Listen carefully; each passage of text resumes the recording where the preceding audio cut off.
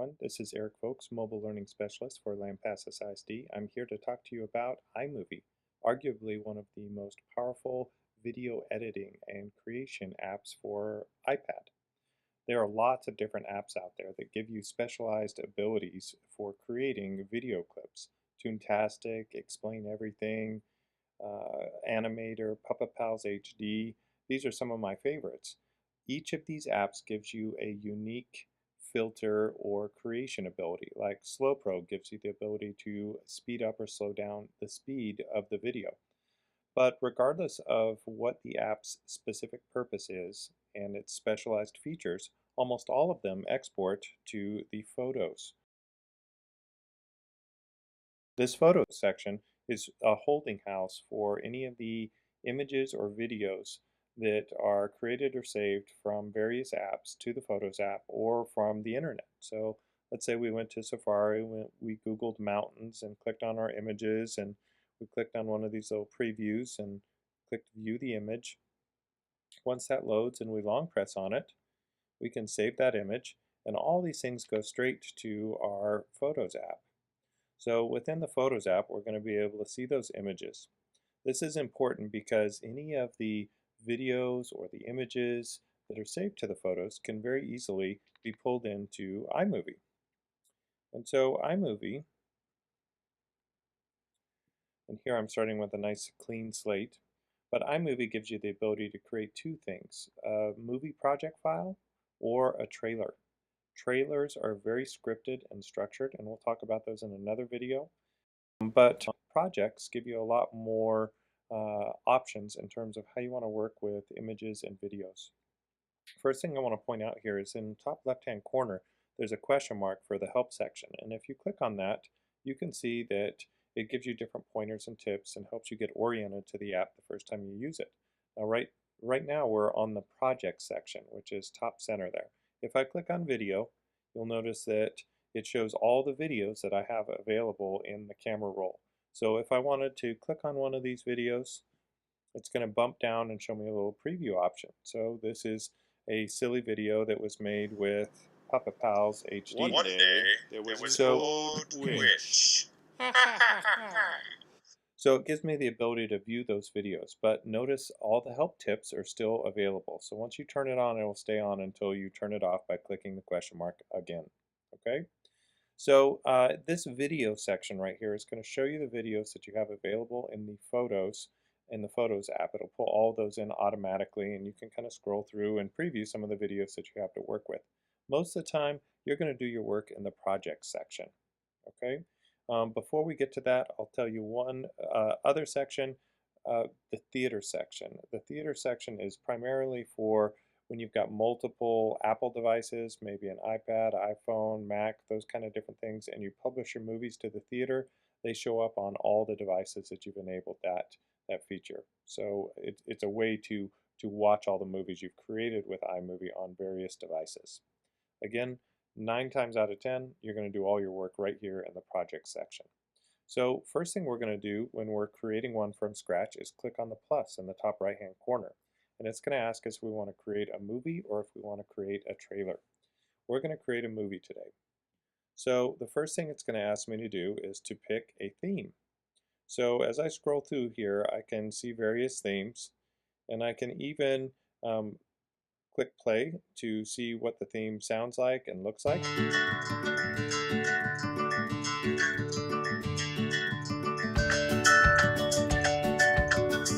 And when I found a theme that I want to use, at least tentatively, because I can always switch it later, in the top right hand corner I'm going to click Create. Once I click Create, you'll see this is where you actually do the creation of the video. And in the top right hand corner there are 3 sections that you'll be able to see if you are in landscape view: video, photos, and audio. Okay, so first thing I'm going to do is let's say I want to pull in that photo, the mountain photo. So I can click on all or recently added to pull it in. I'm going to just go recently added. Looks like it's down here. I click on it and it drops it right down. Let's say I want to pull in a picture of the zebra as well. I just click on it and it drops it right down. So you can see as I take my finger across, I'm just kind of dragging left to right here.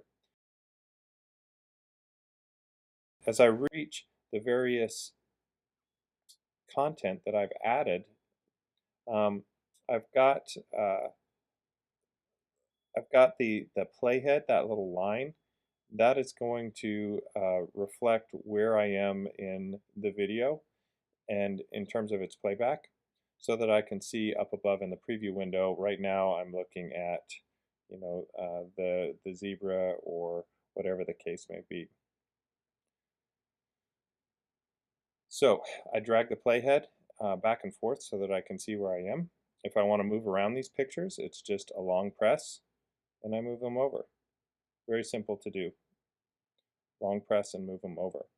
If I want to add video, I can do that very easily as well. So I just click on the video in the top right hand corner there, and then I'm going to click on, let's see, I'm going to just go to this Yakut video, silly video I took of my son. If I click on it, it gives me the ability to play it and preview it, or just drop it in, clicking the arrow. If I use these little yellow playheads, or this really, this is for cropping the beginning and the end out of your video. So I can adjust and say, let's say I just want this section of the video, then I can drop it in. Now I can also do that once it's down there in the actual storyboard as well. So let's say I want to work with that video and crop it a little bit, but it's already looking pretty small and it's hard to work with. If I use two fingers and spread them out, then I can see a little bit better what I've got to work with.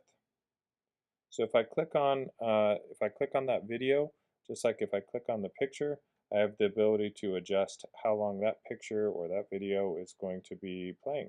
So at any point, if I want to, I can press play and I'm going to see the transitions and everything else. So it looks like that video, I cropped too much out of it. It was a short video to begin with. I want to get rid of it. This is one of the trickiest things about iMovie. To get rid of it, just long press on it and take it back up in here. And you can see the little cloud to the top left-hand corner of the video clip that I'm dragging. When I let go of it, it's going to disappear. So let's say I want to add a longer video. So maybe I want to add this video from that I created in Puppet Pals and put into the camera roll or the Photos app. So now, look, that's a long video and it's going to be a little hard to work with. So if I take two fingers on my storyboard and I pinch them together, now I've zoomed out basically, or condensed the storyboard. I haven't changed the length of time. You can see it says on the far right hand side that my total video time so far is 44.9 seconds. And if I take the two fingers and spread out, you can see that time hasn't changed. It's just the ability for me to work with the content by pinching, two finger pinch or spread there. Okay, so let's say I'm working with this video right here. As I said before, I can crop it even after I've dropped it down into the storyboard if I want. You can see in the bottom left hand corner I have the ability to cut and crop to see how long the video is and speed it up or slow it down once it's already down there. I have the ability to freeze or add extra videos, all kinds of good stuff. This one's very helpful too. You can see the little speaker icon so that you can adjust how loud it is. So let's say I want my video to be nice and loud, and I want to add a sound effect that's not quite as loud. So I've adjusted my video to 185 in terms of percent of the volume. Now I'm going to click on my audio in the top right hand corner, way up there. And I want to add a sound effect. Maybe this is just a, let's see, maybe this is my crowd cheering. If I click on it and click on the little arrow to drop it down, you can see this sound effect shows up right underneath based on where the playhead was at the time. If I want to move it, I long press on that and I drag it to wherever I want it to go. Not too difficult. Now, moving around that little audio clip is very easy as long as it is not background music. The background music is going to be a little bit different. So up here in the audio it says sound effects. If I click the back arrow and I click theme music,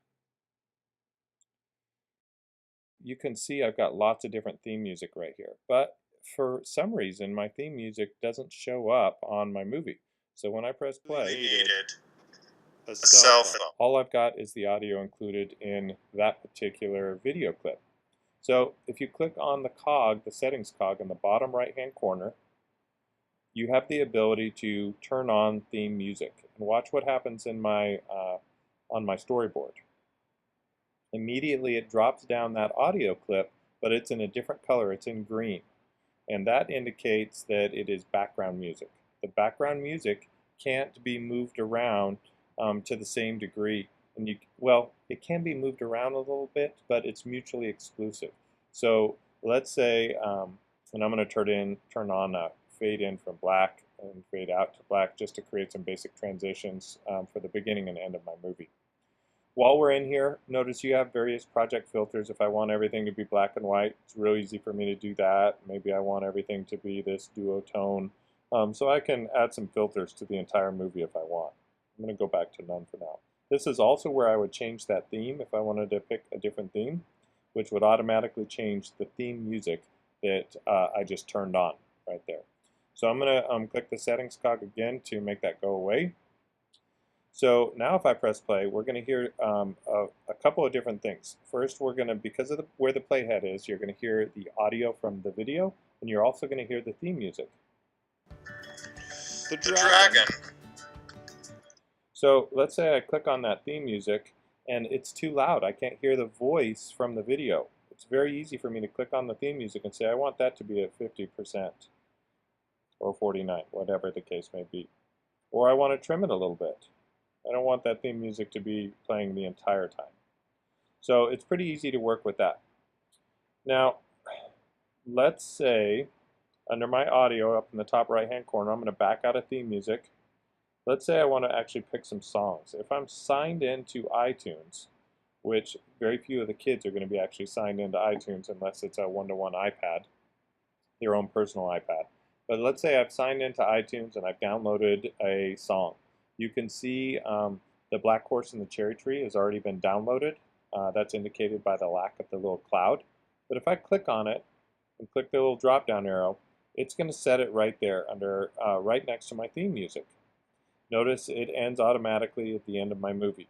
So if I want to have both Playful, the theme music, and Black Horse and the Cherry Tree playing at the same time, I long press on it, I try to move it over and set them on top of each other, but notice if I let go right now, they should play on top of each other, right?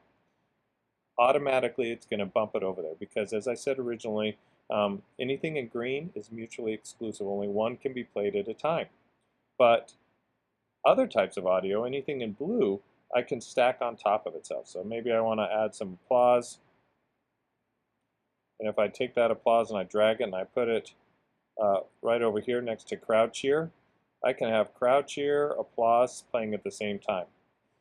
This would also apply to any audio recording that you do right within the app itself. You can see the little microphone in the bottom right-hand corner. If I click on that and I click record, we'll see how this works while I'm trying to mirror the iPad. My cell phone. Where did you get it? She said, I got it from these people. And I say, and that was a little chaotic because we had so many things going on. If I was to do that over again, I probably wouldn't do my recording while I've got like 3 other things playing. So I apologize for that. Let's say, let's retake. Actually, we're going to cancel it right there, and I'm going to go over where it's not quite so chaotic. And I'm going to press the record again. Gives me a little countdown, shows my noise indicator, or my sound indicator. 2, 3. So it's recording everything that I'm saying. Cell phone. I click accept, and so now you can see that recording is right there in my movie. Indicator, my sound indicator. Also playing in the background is Black Horse and Cherry Tree. So kids often use this microphone and combine it with the music they've got on their phone. And if they can find a quiet place to do the recording, they can create their own soundtrack music using music they've got on their phone. So instead of just recording narration, they actually record music that way and pull it in. Obviously, anything that utilizes music pulled from other sources you have to use as teachable moments to talk to them about copyright and things like that.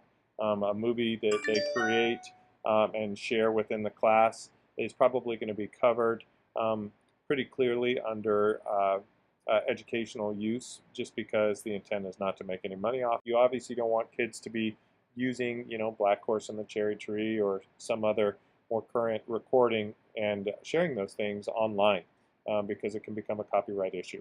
So use that as a teachable moment.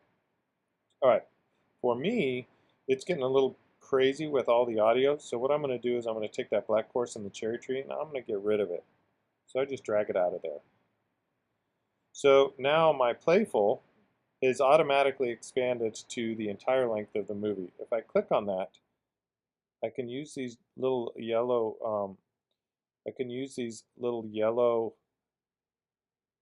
uh, crop options to make the theme music a little bit shorter.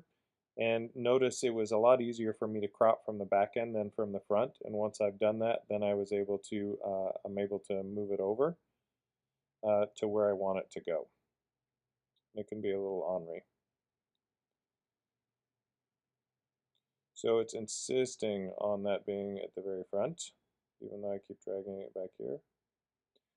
So you may or may not find that theme music to be worth the hassle. I can certainly turn it off, but it looks like it doesn't want to give me the ability to start it at any point other than right at the beginning. So maybe I want to turn that volume down a little bit. Maybe I want to delete it. Option's yours. So I can delete it the same way I deleted the other music, or I could just go into the little settings cog and turn it off. So let's say we want to take that video and we want to break it up. It's real easy to click on the video itself and break it up. I click on the little scissors. I'm going to do that one more time. I select the video, and you can see the little scissors came up, and I have the ability to do a bunch of different things. I can delete it, duplicate it, detach it, meaning detach the audio and the video. And I can even take it and split it into separate pieces. So now I can take this video segment and I can move it over here, and I can take the audio that was extracted from that video clip, and maybe I want to delete that altogether. So I've just got the video itself. Now it's in two clips. So there's the old lady and my floating cell phone. There's my mountain pic, and then here's the rest of my video. But it's not going to have any sound in it because I split the video and the audio from that same video clip. So there are lots of options for working with videos and photos and audio. Some of them are going to be dependent on whether or not they're signed into iTunes. So you see the camera button right there. If you want, you can always click on the camera button to take a picture or video right there on the fly and pull it straight into your movie project. I'm not going to do that right now because we've got plenty of that already in our camera roll, our video and photos section right there. Next to the equalizer button is the all-important undo button. And notice I just click that little the arrow it's in the middle on the far right hand side. I click the arrow and I just undid the delete or the moving of my applause. So I'm going to move it over. Oops, I didn't want to do that. I click my undo and it sends it right back. Pretty important skill as you're learning how to work with it. All right, so I've got my masterpiece. Okay, now it's time to save it. If I click in the top left-hand corner, the little over arrow, it takes me out of that edit view to a look at the movie itself. If I wanted to, I could press the play button, and if I want to, I can click on the little share button in order to share it. So if I want to save it to the camera roll as a completed movie, okay, this is not, if I save it to the camera roll, it's going to be a movie and I won't be able to edit it. It actually compresses everything so that they're not separate items that you can move around anymore. It would actually be a movie. I could save that video and it would save it to the camera roll. I can also share the video through various options based on the apps that I've got installed on that particular iPad. Okay, again, my name's Eric Folks. I appreciate your time. feel free to contact me or anybody in curriculum. We would be more than happy to help you and your students work with iMovie or any of the other video creation apps that we've got out there. I appreciate it.